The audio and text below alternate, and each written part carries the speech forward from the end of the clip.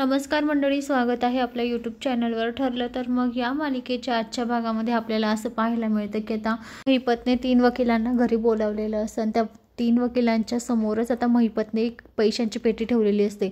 तुम्हाला लागतील तेवढे पैसे घ्या, पण माझ्या मुलीची केस लढा, असं आता महिपतचं म्हणणं असतं. तेव्हा ते 3घही वकील आता तिथे येतात आणि त्या 3घी वकिलांच्या देखत आता महिपत ती पैशांची पेटी ओपन करतो आणि त्यांना सांगतो, हे बघा, हे पैसे आहे, कोण माझ्या मुलीची केस लढणार. तुम्हाला 3घांना वकिली शिकण्यासाठी जेवढा पैसा लागला नाही तेवढा डबलने पैसे आहे हे. पण तुमच्या 3घांपैकी ही बॅग एकालाच मिळणार, म्हणजे जो माझ्या लेकीची केस लढणार ना त्यालाच मिळणार. आता परत महिपत म्हणतो की अहो, ही तर नुसती सुरुवात आहे, अजून वरच्या कोर्टामध्ये अपील केलं ना तर अजून तुम्हाला एक बॅग मिळणार पैशांची. तेव्हा महिपत त्यांना म्हणतो की कळलं का तुम्हाला. तेव्हा आता ते 3घही वकील आता महिपतकडे एकसारखे एकटक बघत असतात.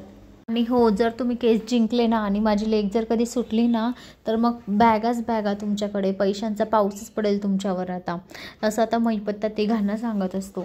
3घ वकिलांमधनं कोणीच पुढे होत नाही की मी पैसे घेतो आणि मी केस लढतो म्हणून, कारण त्या 3घांनाही घाम फुटलेला असतो. तेव्हा आता महिपत त्या 3घांना म्हणतो, काय रे, तुमच्या 3घांपैकी कोणालाच नको आहे का हे पैसे. तेवढ्यात आता एक वकील म्हणतो की अहो साहेब, तसं काही नाही, आता तुमच्या मुलीची केस दामिनी देशमुख लढत होत्या, त्या तर किती हुशार आहे, हुशार तर आहेच आणि त्यांनी एकही केस त्यांच्या आयुष्यामधले हारले नाही. मग आम्ही तर पंटर आहे, आम्ही कसं काय केस जिंकणार. आणि विशेष म्हणजे त्या अर्जुन सुभेदारांपुढे आमचं काय चालणार आहे. ते अर्जुन सुभेदारांना टक्कर द्यायला दामिनी देशमुख हरल्या तर आमचं काय.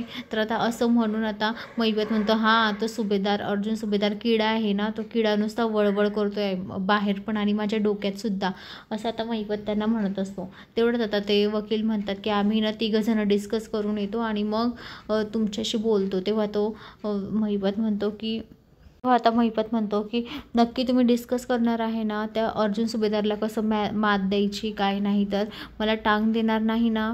तेव्हा ते वकील म्हणतात, नाही नाही, आम्ही डिस्कस करून येतो लगेच, आम्ही टांग नाही देणार, असं म्हणून आता ते महिपतला सांगतात आणि 3घही आता तिथून गायब होऊन जातात, कारण ते खूप 3घही घाबरलेले असतात. तर मंडळी, अशाच मालिकेच्या नवनवीन अपडेट्ससाठी चॅनलला लाईक आणि सबस्क्राईब करा, शेअर करायला विसरू नका.